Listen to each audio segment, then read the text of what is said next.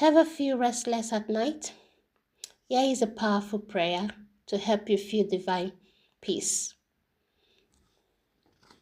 Dear Heavenly Father, as the world grows quiet and the night settles in, I pause to come before you with humility and gratitude.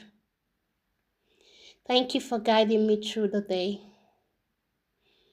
for the strength you gave me when I felt weak, and for the lesson hidden in every challenge, and for the blessing both seen and unseen.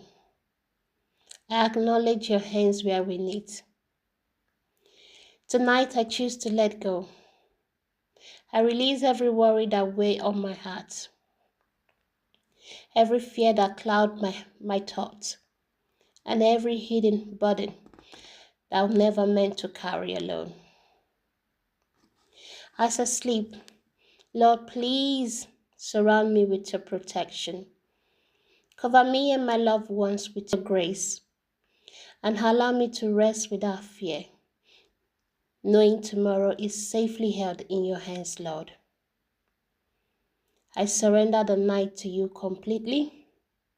I sleep in peace, confidence in your love, and assurance of your promises.